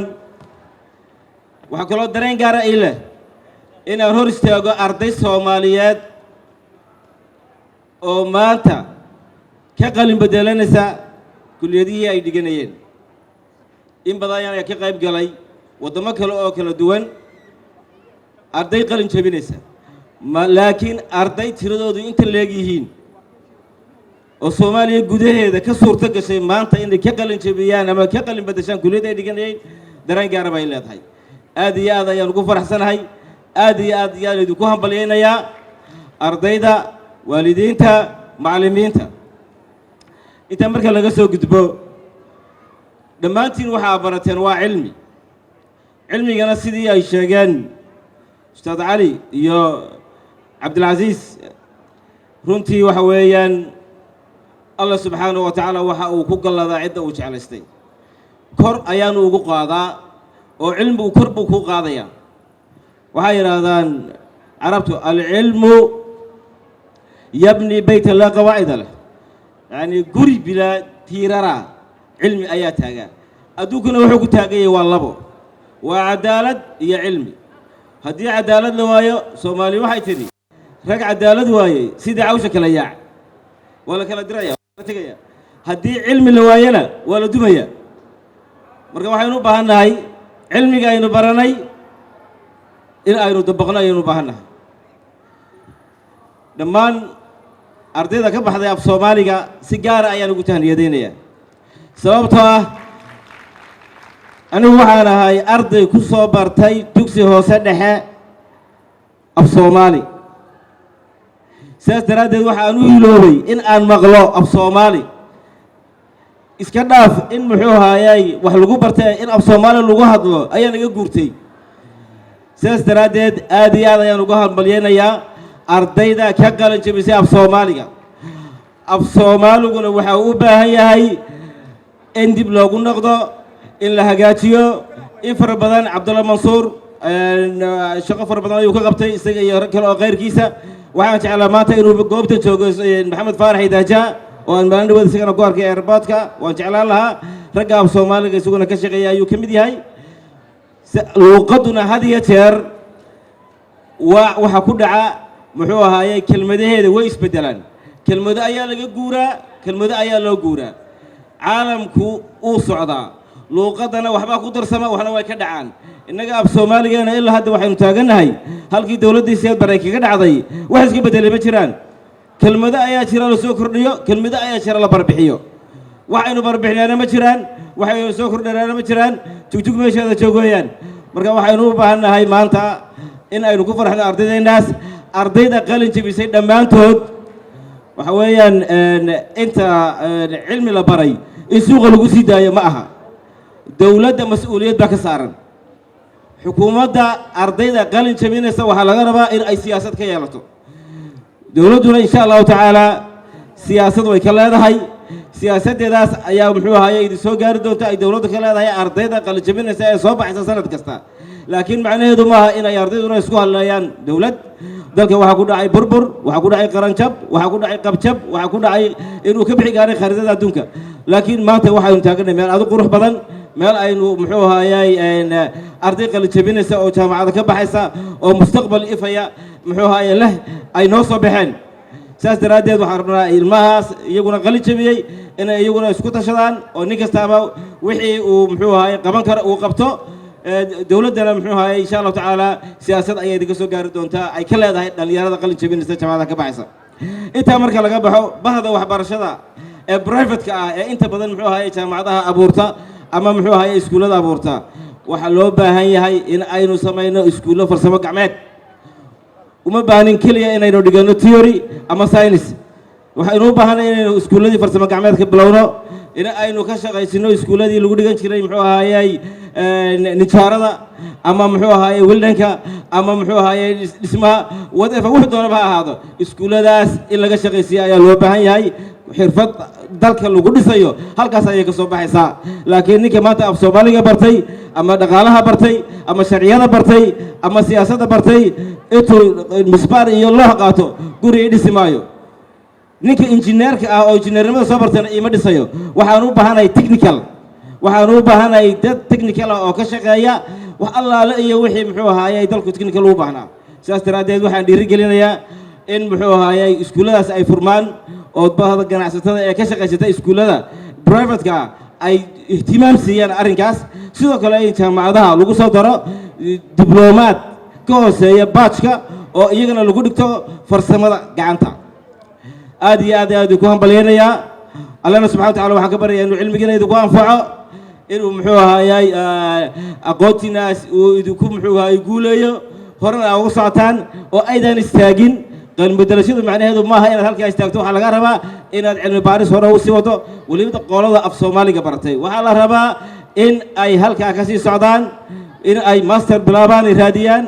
in muxuu ahaayey PhD ay raadiyaan in af soomaaliga ay wax ku soo kordhiyaan insha allahu tacaala aad ayaan idiin salaamaya dhammaantiin wasalaamu calaykum waraxmatullahi wabarakaatu marka hore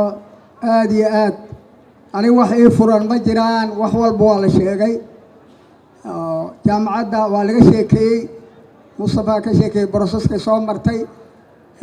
waxbarashada faa'iidaday leedahay waa laga sheekeeyey ardayda qalin jebinayso af soomaaliga qiyamka uu leeyahay najma ka sheekaysay waxa waaye marka aniga waxa ii bannaan keliya waxa waaye inaan idiin mahad celiyo ka soo qaybgalayaasha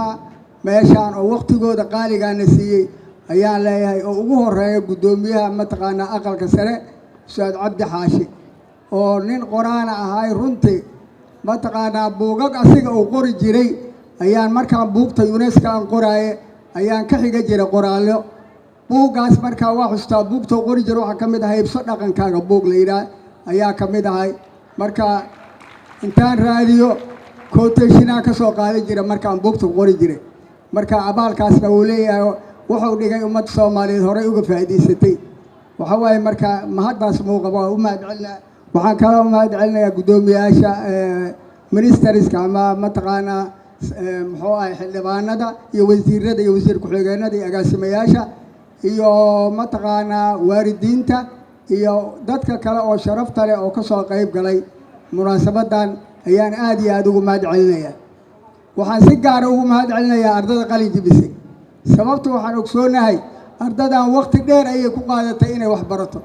qaar 4 sano ku qaadatay wax la mid ah qaar 3 sano ku qaadatay waxa waaye marka waa adag tahay arday inuu wado xaaladda lagu jiro inuu sii wado waxbarasho waa adag tahay laakiin ardada u dhar mataqaanaa aad ay ugu dhabar jibiyeen mataqaanaa inay dadaalaan intaasoo faculty maanta inay ka baxaan waa mahad ilaahay waxaan kaloo aad ugu mahad celinayaa macallimiinta soo saartay dadkan aad iyo aad aan ugu mahad celinayaa macallimiintaas soo saartay ardadan waxaa ku jiro macallimiin manhajka Soomaaliya ka shaqeeyo 4 macallina ku jirto 4 manhajka Soomaaliya ka shaqeeyo macallimiinta meesha wax ka dhigto marka si gaar ah ayagoo manhajkan wax ka qora ardayda wax bara si gaar ah aan ugu mahad celinayaa iyagana jazaahullahu khayr waxaan kaloo u mahad celinayaa waalidiinta oo ilmahan ku dhintay oo ku dhibtooday oo dhibaatada badan maantana u mahad celinayaa waxaan leeyahay khayr Allah idisiya jazaakumullahu khayran waxa waaye maanta waalidka wax weyn waxaan rabaa ardadan Soomaaliga baratay 3 arrimood ay la kulmeen ayaa jiro Soomaaliga kow mararka qaar waxa la yiraahdaa Soomaali maxaa u baranaysaa arday la yiraahdaa jiro waa u sheegnay waxaan yiri mataqaanaa war waxa tira cilmiga af Soomaaliga aan bartaa xirfadaha qoraalka iyo akhriska iyo naxwaha iyo suugaanta arday waxa jiro meesha ardada fadhida kamida oo mataqaanaa buugga aan qoraayo buug qoraayan kamida waxa ka kooban ardada qoraayaal iyo macallimiin iyo wariyaal waxa uu sheegay buugga inuu dib u qoraa maadaama khaladaad badan ay ka jiraan hadda arday meeshaan fadhiya ila hadlay wuxuu riniyaa waxa idin ku taaneedeynayna wariye nin ka baxay qaybtan af Soomaaliga oo awal aan waxba aqoon lala yaabi jiray wuxuu qoray inuu hadda wax walba noo saxo hay'adda u shaqeeyo taas aan idin sheegaa arrinta marka waa taaniyada idin sheegin marka wax weyn waaye waxa marka codsiga dawladda oo ugu sareeya mataqaana Cabdi Xaashi dadkaas in la dhaqan geliyo la tixgeliyo haddii aan la tixgelinaa af Soomaaliga ma sii socon doono marka tixgelin aan u baahanahay in si gaar ah loo tixgeliyo ardaydeena si guud si gaar ahaan Soomaaliga oo kale inta marka waxaan rabaa inaan soo dhaweeyo waqtiga cariiriya guddoomiyaha aqalka sare jamhuuriyadda Cabdi Xaashi welcome ku soo dhawaa waxaan leeyahay waxaan intaa ku darayaa oon hambalyeynaya madaxda kala duwan ee halkan joogta iyagana ee ka soo qayb galay munaasabadan waan u hambalyeynaya waxaan u hambalyeynayaa maamulka jaamacadda Green Hope ama jaamacadda rajada cagaaran iyo macallimiinta wax ka dhigta iyo ardada ku jirta ay ugu horeeyaan kuwa tirada badan ee maanta qalin jebinaya. waxaan leeyahay Soomaalidu, waxaan rabaa inaan idiin sheego laba sheeko oo aan dalal shisheeye maraan tagnay aan ku aragnay. dalka China yaan 76dii markii la dhisay xisbigii hanti wadaagga, bal waa aragnimo siday u shaqeeyaan inaan ka soo qaadano. dalka waa ku wareegnay, markaa degmaan nimid. degmada waxaa la yidhaahaa Tachai. waxaana la yidhi ninkii unugga xisbiga joogay, gabadh bay ahayd, waxay tidhi waxaanu leenahay halku dheg. waxaa la yidhaahdaa Tachai ka bara beeraha, oo micnaheedu muxuu noqday 50 sano ka hor maalintaa ayaa waxaana loo daaray filim sidii ay ahayd degmadaasi ah. waxay ahayd degmo abaara, sand dunes, hal geeduunu ku ool oo abaara oo aan cidi deganayn. 400 kiiloomitir webiga ugu jira ayay gacantooda, ma aha inay isticmaaleen teknolojiyada waqtigaa jirtay, ee gacantooda ayay u keeneen biyihii webigaas. maalintaa aan joogno meel waliba waxaa ku yaala geed midho ah, yacni beero ama geed hadle ama guri ama jid laamiya. micnaha Tachai ka bare beeraha waxa weeye waxaad kula soo bixi kartaa, awooddaada ayaad ka dhigi kartaa meel sidaa u abaara. waxaa kaloo idiin sheegayaa, taasi waa China. Norway 2012 ayaa annagoo ka soconna baarlamaanka Soomaalida anta nin baa geologista ah ayuu wuxuu yidhi waxaan idiin sheegayaa khayraadka yaga, laakiin inta aanan taa sheegin ayuu yidhi derbigaasu wuxuu ku tuuray sawir uu leeyahay Somalia is a very rich country, maxayna qani ku tahay 4 macdanood 6 macdanood oo kuwa ugu qaalisan ay ku jiraan, iyo shidaal waa natural gaaska dabiiciga iyo benziin غayr caadi ah ayaa ku jira. laakiin ereygu ku soo gabagabeeyey ayaa maskaxdayda ku hadhay oo ahaa nabad baad kula soo bixi kartaa, nabad baad kula soo bixi kartaa. ereygaasi erey itaabtay buu noqday, sababtoo ah 45 sano laga soo bilaabo 77 ilaa maalinta uu ninkaasi sidaa leeyahay dagaalun baan ku jirnay. dagaal keliya ayaynu dal shisheeye kula jirnay, inta kale innaga ayaa ku jirnay. walaalayaalow, dhallinyarooy anigoo kale hadda waa gabownay, iyo professor Tooxow iyo waan gabownay, laakiin waxa dhimanaya maanta ee aynu taagannahay waxa weeye waa waqtigiinnii, waqtiga dhimanaya. dalkani ma aha dal lagu baahda, ma aha, waa qani. taa kolka laga tago beero iyo xoolo ayaynu qani ku nahay waxaa dheer intaas oo dhan badda ugu dheer ayaynu africa ayaynu leenahay sideedaan ugu baahanaynaa dalka noocaas waxaynu ugu baahanaynaa oo keliya inaynu noqono kuwa aan shaqaysanayn waxaad arkaysaan dhallinyaradu waxay yacni tahriib dalal shisheeye ayay u socdaan waxaan dhallinyaradiina aqoonta bartay waxaan ku waaninayaa ma aha shaqo dowladeeduun inaynu raadinno waxaynu rabnaa inaan intaan dalkeenna aamino baddeenna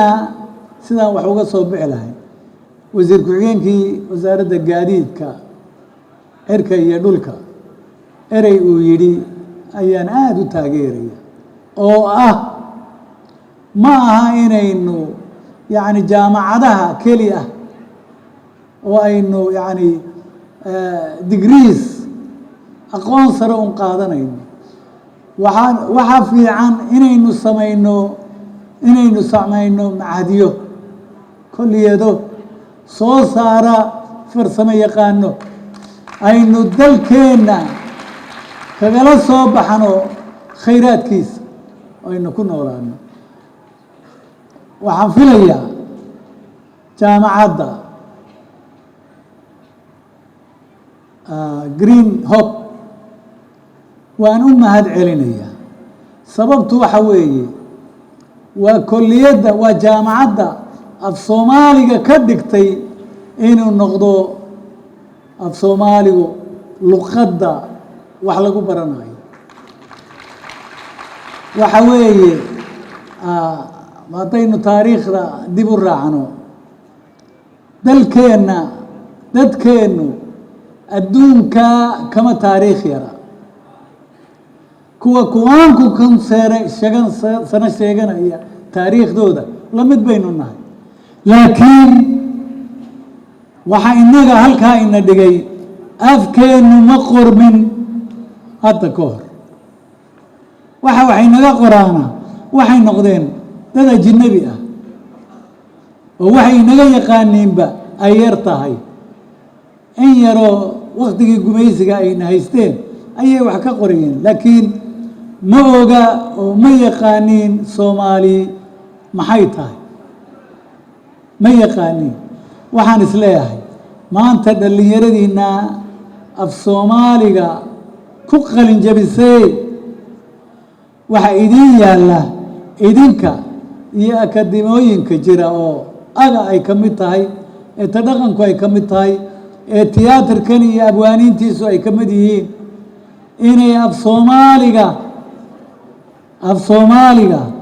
inay naxwihiisa ay meel dhigaan oo aynu helno af qoraalkiisu midaysan yahay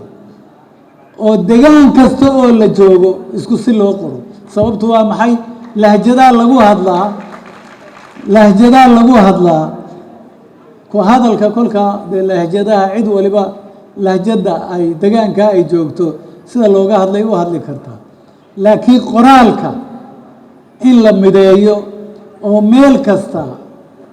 oo ah cirifka lowyacaddo ilaa raaskambooni inta ku nooli af soomaaliga qoraalkiisu inuu hal noqdo weliba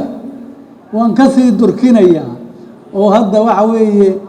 dee kililka meelaha soomaalidu joogaan ee af soomaaliga ee maamul soomaaliyeed uu ka jiro oo dhan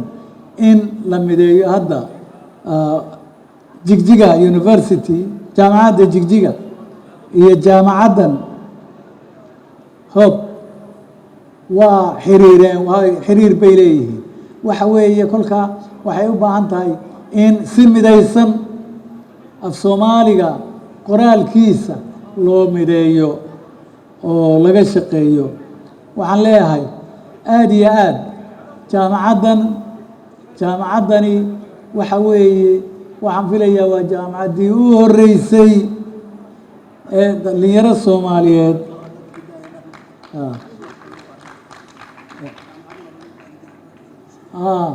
waxa weeye dharka naftiisa waxa weeye dee la fooli iyo waagii aynu jirnay uniformkii lagu qaadanayay baad maanta halkan soo labisata waa dhaqankii Soomaalida waxaad labisantihiin wax lagu faana weeye wax lagu faana weeye waayii jiray professor mursal mansuur wuxuu yidhi wuxuu koodgareeyey cali sugulle afqalaad aqoontu miya maya maahee waa intuu qof walba eebbe gashaabo cid walba afkeeda ayaa waxu ah kolkaa waxa weeye afkeennu qoraalkiisu wuxuu bilaabmay 72 waxaan xusuusnahay halka hadda museumka ku yaallo iskuul baa jiri jiray la odhan jiray xamar fasaxii anu macallimiintii baan ka mid ahaa fasaxii ayaa halkaa la isugu keenay macallimiinta waxaan idiin sheegayaa dadka Soomaalidu aqoontiisu inay fogeyd guriga Soomaalida gurigan baadiyaha Soomaalida ka dhisan waxa weeye waa gloobka adduunkan laynoo soo sameeyey markaa maxaa ka soo baxay parabolo lines waxaan af ingiriiska lagu yidhaahdo maxaan u qaadanay dhigaha guriga dhigihiisa ayaan u qaadanay hooyo Soomaaliyeed bal waxaad fiirisaan waxaan la qurmiyo waxa weeye neefka kolka la qalo neefku wuxuu leeyahay dhogor soo maaha araggiisu god bay ku ridi jireen way qori jireen way kolka way huurin jireen si dhogortaasi uga fiiqdo kolkay intaa ka dhameeyaan waxay haweenku samayn jireen intay soo saaraan ayay cadceedda u dhigi jireen sababna waxa weeye kolkii hore waa decayingii wixii af ingiriiska laynagu odhan jiray ee wax lagu qumin jiray waa haween Soomaaliyeed baa taa sameeyey kolkaasay ku bannaanka dhigayaan si ay jarmiska uga dilaan cadceedda u disho waa cilmi sare oo ay Soomaali lahayd marka waxa weeye waxaan leeyahay research sameeya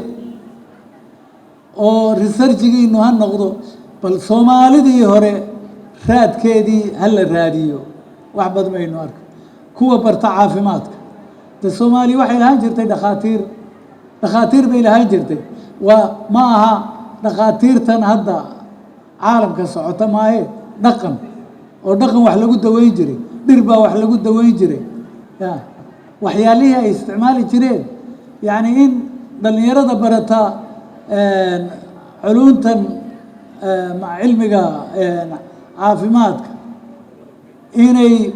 baaraan arrimaha oy dib u noqdaan yani jawhartan waxaa jiri jiray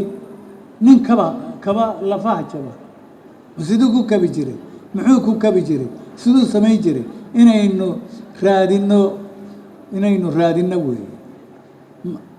maskaxda qof intani burburtay waa xara dheere miya meeshaas nin baa kabay daweeyey maxaa ku daweeyey waa isweydiin bay mudanta ya kolka aqoon baynu lahayn laakiin aan qormin u qormi weyday afkeenna oon qornayn laajli dagaalana ma danayn jirin afkan intii aynaan qorin af carabi iyo af ingiriis iyo af talyaani ayaa waxna lagu baranayey shaqaduna ay ku socotay laakiin afkeenna kolkii la qoray shaqadii waxaynu af Soomaali baynu gelinay waxbarashadiina waa lagu bilaabay waa kii wasiirkii halka joogay lahaa waxaan ku bartay af Soomaali waa sax waa 74 ayaa la bilaabay in af soomaali lagu dhigo dugsiga hoose iyo dugsiyada dhexe xataa iyo secondarygii markaasay bilaabantay kolkaas waxaan leeyahay waa idiin hambalyaynayaa ardayda qalin jebisay waa idiin hambalyaynayaa mar labaad af soomaaliga aad ku qalin jebiseen aad iyo aad baan idinku hambalyaynayaa jaamacaddana waxaan leeyahay guulaysta maamul iyo macallimiin iyo ardayba guulaysta soomaaliya waxa weeye ha garato jidka ay u baahan tahay waxa weeye wax inay qabsato baryo shisheeye baahi kagama baxayno marnaba inaynu ka baxnana ma ogola kuwayna siinaya baryada ma ogola inaynu hadda mooye soomaaliya kolkaa khayraadkeedu waa buuxaa maxay 45 ingiriis iyo talyaaniba way ogaayeen soomaaliya shidaalka ku jira laakiin may soo saarin wasabab ma garanaano laakiin waa su-aal taagan marka waxaynu u baahannahay innagoo isku duuban dagaalkan iyo reer hebel intaynu dabada hayno aynu reer hebelaynayno waxaan noqon karnaa ma jirto abwaan la odhan jiray waa dhintay maxamed xaashi dhamac gaariye wuxuu yidhi uf qabiil anigaa leh uf qabiil anigaa leh wuxuunbaa ku adeegta qof iskii kartidii isu taagi karay isagoona cudud beedsan una haysta anteeno ayaantuu dembi geysto inuu ka hoos gala eedda waa maxay qofka qabiil raadinayaa qabiil muxuu raadinayaa horta waa qof aan isku kalsoonayn aan kalsooni qabin kow aan aqoontiisa uu leeyahay ku kalsoonayn oo kolkaa raba